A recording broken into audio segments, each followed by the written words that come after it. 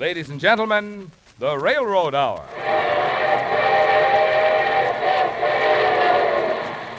And here comes our summer show train with your host, Gordon MacRae.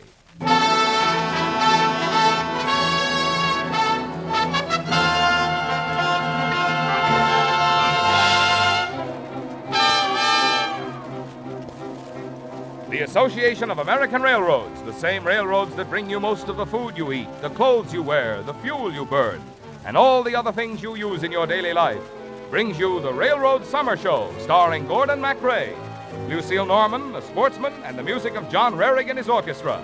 And here is your host, Gordon MacRae.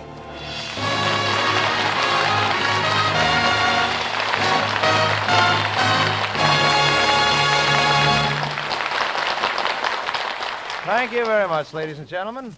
Tonight, the Association of American Railroads pays tribute to a comparatively new team whose songs have been sweeping the country. To the distinguished lyricist, Mr. Mack Gordon, and to his own exciting discovery, a wonderful young composer, Mr. Joseph Myrow, both of 20th Century Fox.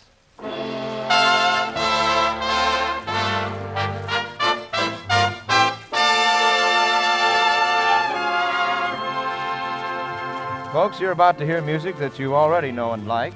We're fairly certain that you know it and like it because these are all songs that you, the people, have sung and whistled and applauded until you made them hits.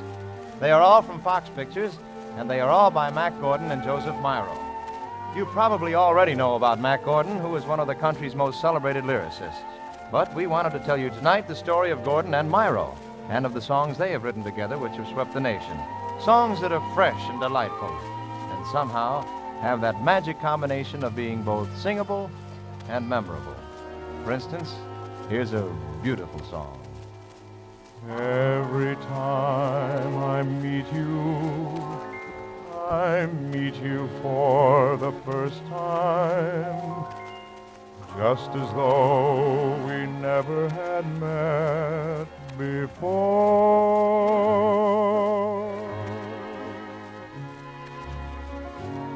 Every time I kiss you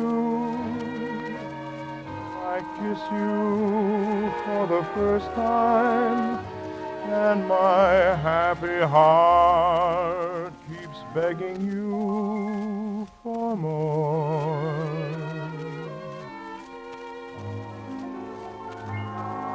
Every time you thrill me for the first time. The moment is grand and the feeling is so brand new.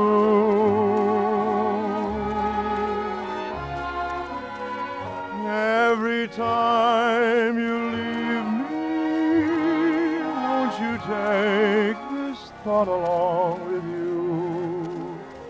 I've fallen in love for the first and the last time, too.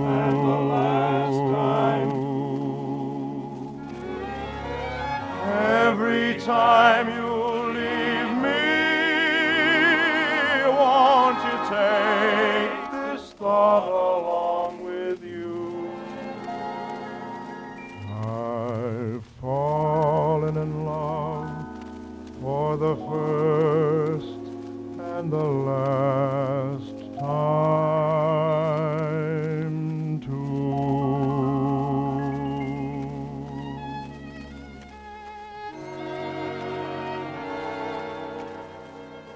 The story you are now to hear might almost begin once upon a time. For only once upon a time do stories like this happen, even in this once upon a time town of Hollywood.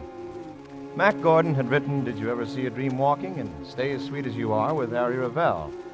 He had written Time on My Hands with Vincent Youmans, I Can't Begin to Tell You with Jimmy Monaco, Mamselle with Edmund Goulding, You'll Never Know with Harry Warren. And now, after many years of writing songs with some of the most famous composers in the business, he was given a picture to produce at Fox, a musical called Three Little Girls in Blue. He had to choose a composer, and since this was the first production to go out under his name, he had to come up with a good one. He wanted Harry Warren, but Warren couldn't take the assignment and recommended one Joseph Myrow. So Gordon phoned Myrow. Mr. Myrow, this is Mack Gordon at Fox. Yes, Mr. Gordon. Could you come out and see me tomorrow? Why, yes. What time? Well, make it around 11, and bring some music. I want to hear you play. I'll be there. Who's that, honey? Well, that was Mack Gordon at Fox. I have an appointment with him tomorrow at 11. Oh, that's wonderful. I guess he's looking for a piano player. He said he wanted to hear me play. Oh, would you take a job as a piano player? I'll take any kind of a job to get into a studio. You're a composer. Yeah. You know that, and I know that. But right now, I need a chance to prove it. So Joe Myrow played for Mack Gordon. He played music that was new and modern and exciting. Gordon sat there listening. At last, after about an hour, Joe stopped playing. Ah, you've played some wonderful music, Mr. Myrow. Thank you. It's really fine, advanced, fresh, new. Thank you. But I'm not looking for music that's advanced and new. I thought you were looking for a piano player. No, I'm looking for a composer. But this is a period picture. I've got to have music that's old-fashioned, quaint, nostalgic. I think I could be old-fashioned and quaint, Mr. Gordon. Do you? Would you give me a few days to try and prove it to you? I'll give you a few days and a few lines. Now, here's the verse and the opening line of a song I want done called The Boardwalk at Atlantic City. Thank you, Mr. Gordon. Thank you very much. The very next day, Joe Myrow was back in Mack Gordon's office. Back, the two of them went to the piano. Myrow played the music he had written to go with Gordon's words. Goodbye, little chicks. We are leaving the sticks. We are catching a train at 5:45. And if anyone should drop around, won't you please tell them that we can be found on the boardwalk at Atlantic City. Wait a minute. Play that part that goes into the chorus again.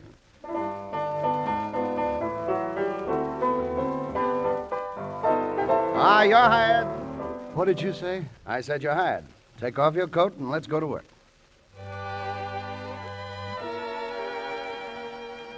So they went to work, and the result was a song you started singing the summer before last and have been singing ever since. Goodbye, little chicks, we are leaving the sticks. We are catching a train at 5:45. And if anyone should drop around, won't you please tell them that we can be found on the boardwalk in Atlantic City. We will walk in a dream on the boardwalk in Atlantic City. Life will be peaches and cream. There where the saltwater air brings out a lady's charms. There on a rolling chair he'll roll right into your arms. Cinderella, you will find your fella, someone that you've waited for, in romantic, enchanting Atlantic City, down on the old New Jersey shore.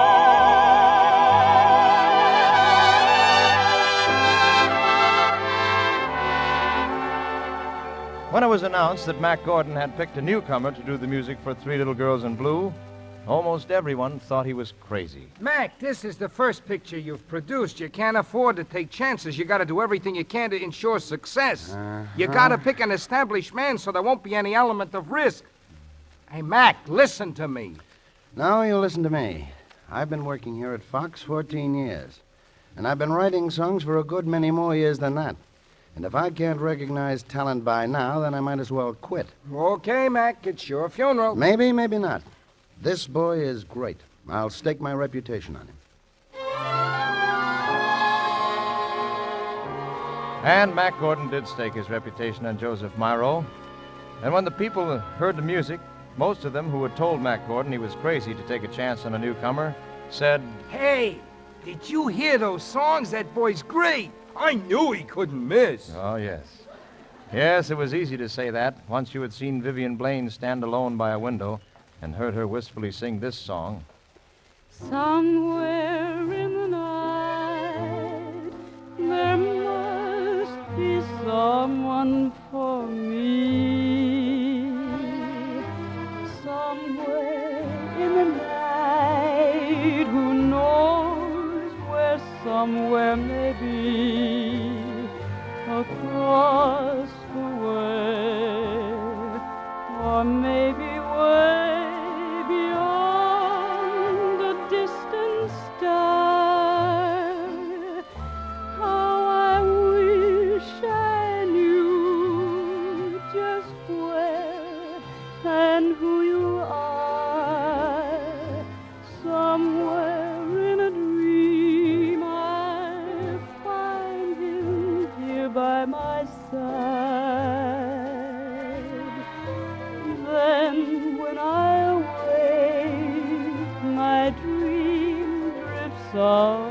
out with the tide. My lonely heart keeps saying to me, no, this doesn't seem right. There must be someone somewhere in the night. The songs from Three Little Girls in Blue swept the nation.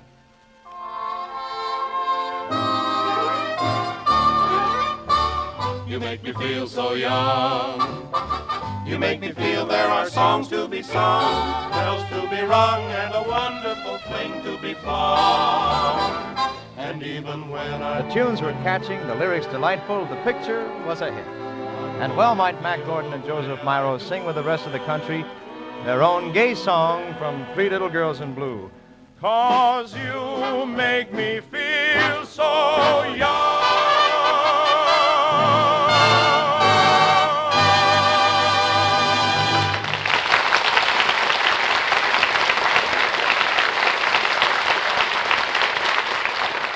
We'll be back in just a moment to bring you more of the wonderful songs of Mack Gordon and Joseph Myrow and the story of how they came to be written. But first, a message from the railroads. Most of us make some sort of purchase nearly every day. Whether we realize it or not, these purchases play an important part in what we call the American way of life. For this combination of purchases, large and small, throughout the nation, is an essential part of the high level of production and consumption which benefits us all.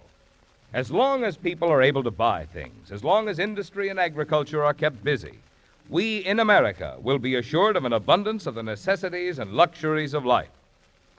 Our railroads are one of the largest purchasers of the goods which America produces. In fact, in 1948 alone, the railroads spent more than $3 billion for the 100,000 different items they need in order to keep running. For instance, the railroads last year spent more than $833 million for fuel, $747 million for iron and steel products, and another $166 million for cross ties, lumber, and other forest products. And for new freight and passenger cars and new locomotives, they invested more than $900 million, all for better service for you. These tremendous purchases were not made in one city or in one part of the country, but were made in more than 12,000 cities and towns located in all sections of the United States. Such railroad purchases stimulate business everywhere. They affect mines, forests, factories, farms. They provide employment for hundreds of thousands of men and women outside the railroad industry. Yes, when railroads can afford to buy in normal volume, business is good and employment is up. And whether railroads can afford to do this depends on earnings, which provide the money for them to spend. That's why it's good business for America, good business for all of us, to keep our railroads healthy.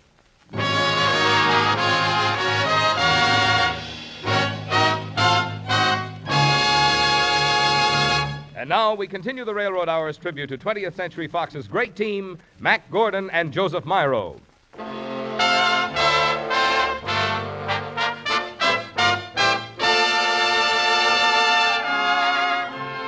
After Joseph Myrow's spectacular debut with Three Little Girls in Blue, 20th Century Fox signed him to a term deal.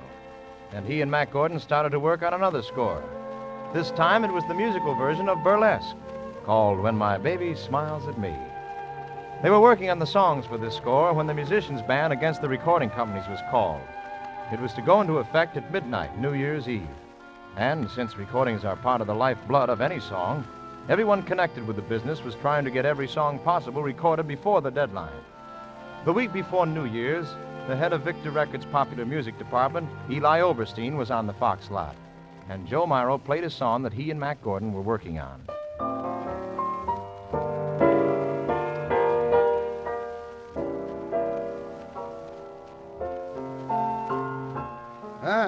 Boys, I think that's a great tune. What are you calling it? Al and I were calling it By the Way, but don't ask for the rest of the words because I haven't got them yet. Well, how about getting a record made of it before the ban? Well, there's nothing I'd like better if I had a lyric. Couldn't you knock one out in a hurry? Where do you want to cut this record, Mr. Oberstein? New York? Well, there wouldn't be time to get arrangements written to the song. Well, it's time if you get on the phone and dictate the music bar by bar. Well, it's up to Mac. What do you say, Mac? Well, I'd certainly like to have the record. Okay, I'll try.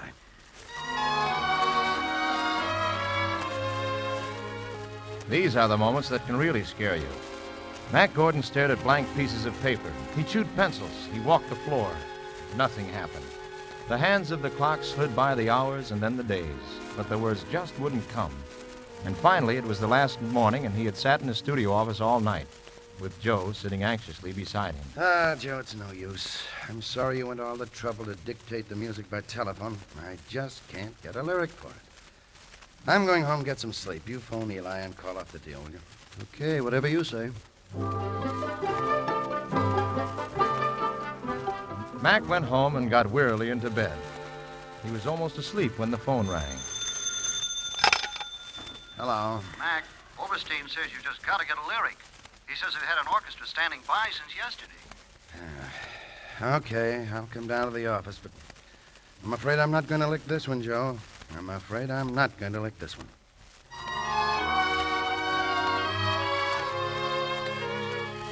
Mack Gordon went back to his office and stared at the blank paper. He stared at blank walls and out the window at a blank sky.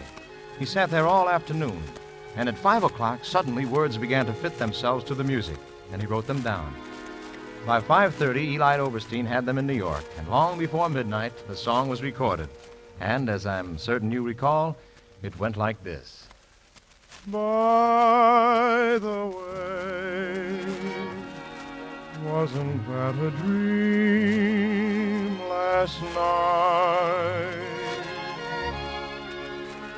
Seems I barely closed my eyes, and you were there.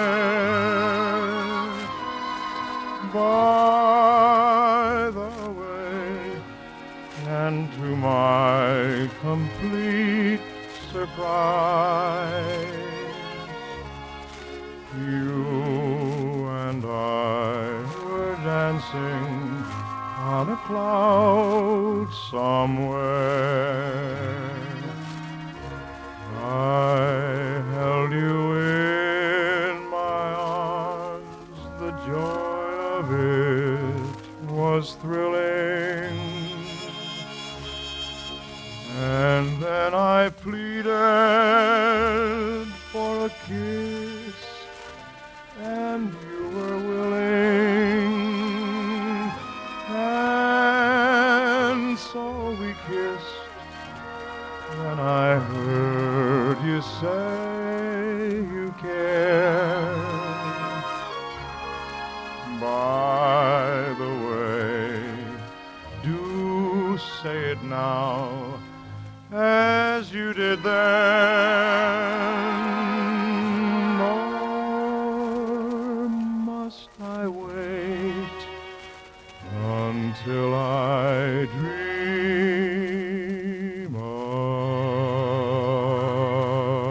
again?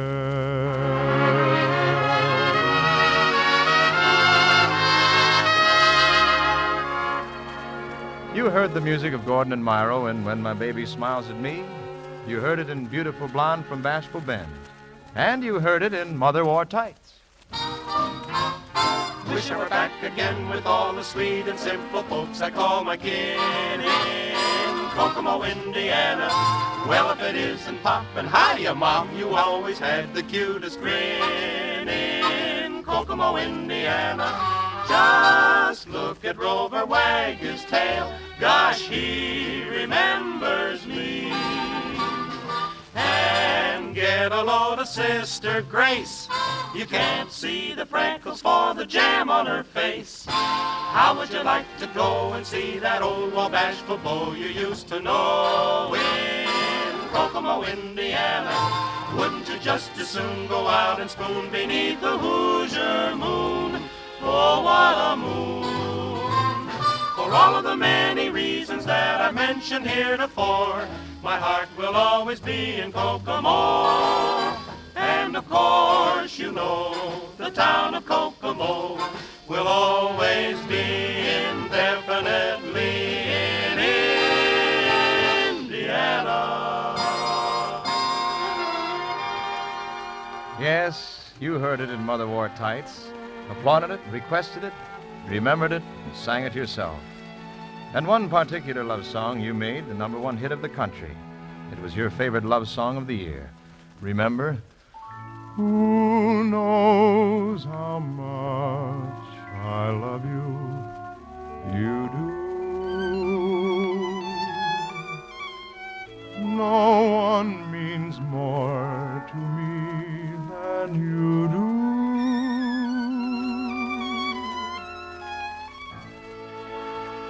You take December and smile it into May,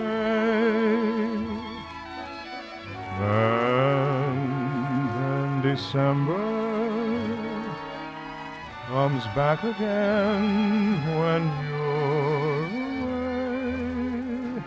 Who has a charm that very few do?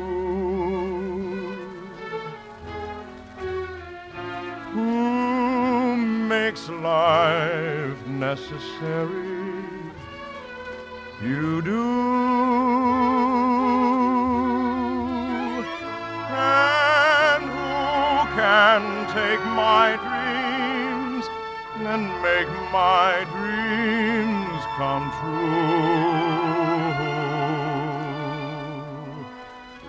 Don't give me three guesses. One will do.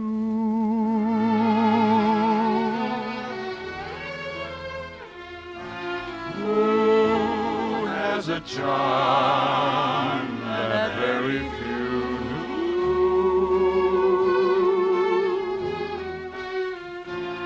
And so, for songs that have added so much to the musical enjoyment of our nation, the Railroad Hour salutes Mack Gordon and Joseph Myrow. And who can take my dreams and make my dreams come true? Don't give me three guesses. One will do.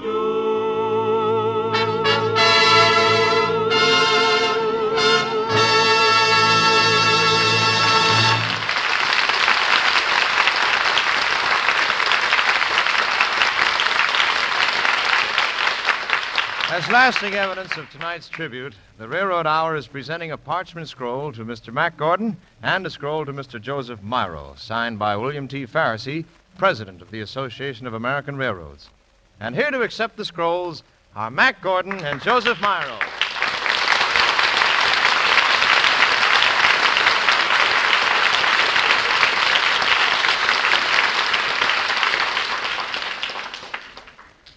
Thank you very much, Gordon. The tribute was gratifying. The scroll is beautiful. And your singing, well, just wonderful. Mack has said it so beautifully that there's nothing I can add. That's what usually happens to a composer around a lyric writer. Well, thank you very much, Mack and Joe. Say, Mack, I know that you sing quite a song yourself. I just saw you and heard you sing, and you're my everything. And I wondered if you would favor us this evening with a few notes. Well, Gordy, I had been hoping you'd ask me. You're breaking my heart. Yeah. I'd like to sing our newest song, It Happens Every Spring. Wonderful. Joe, if you could lend a little assist out at left field at the Steinway. Love it. I'll be glad to.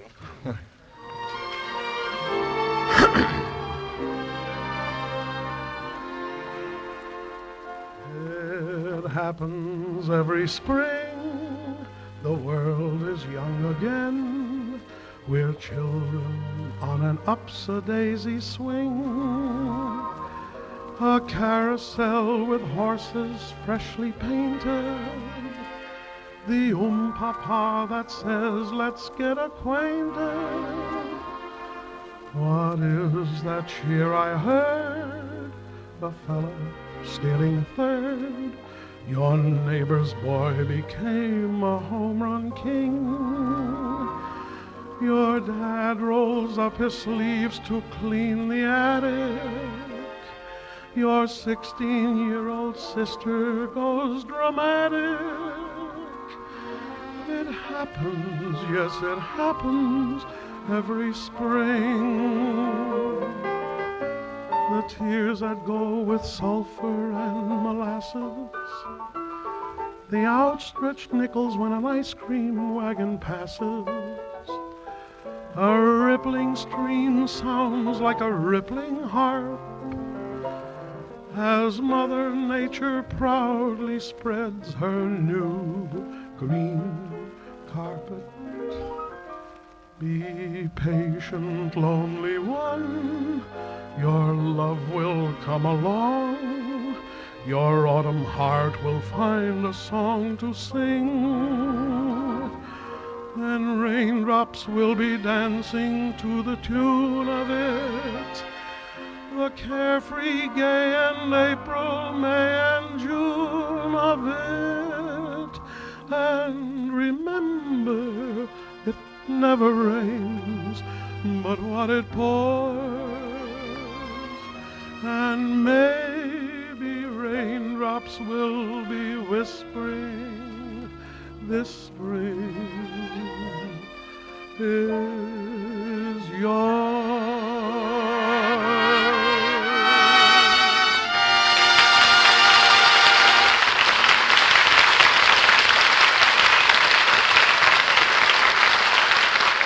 Oh, that's wonderful, Mac. Wonderful. And we'd like to say many, many thanks to you and Joseph Myrow for being with us tonight. Have I something to say here? And you're supposed to say thank you, Gordon, and good night. Oh, am I supposed to say that? Well, let me try it. Thank you, Gordon, and good night. Okay. Good night, Gordon. Take back your samba, aye, your rumba, aye, your conga, aye, aye, aye. Why can't you send us aye, let's spend you highest number, aye, aye, aye. Well, ladies and gentlemen, next week, the Railroad Hour pays tribute to that wonderful musical show, Call Me Mister, and to its brilliant young composer and lyricist, Harold Rome. You will hear the story of how the show came to be written, and we'll sing you its wonderful score, among them the one titled, here it is, South America, take it away.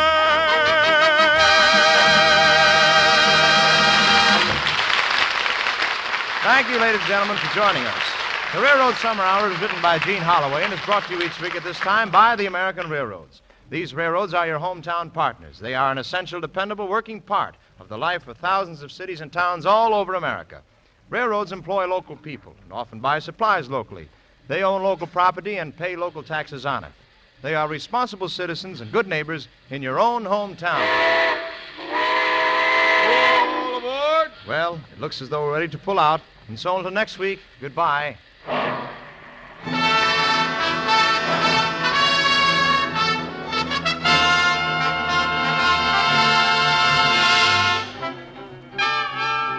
Gordon MacRae is now being seen in the Warner Brothers Technicolor production, Look for the Silver Lining. And now for Lucille Norman, the sportsman, John Rarig and his orchestra, and your host, Gordon MacRae, a hearty invitation to meet us again next week at this same place on your dial. We'll have more songs and a tribute to Harold Rome. This is Marvin Miller speaking.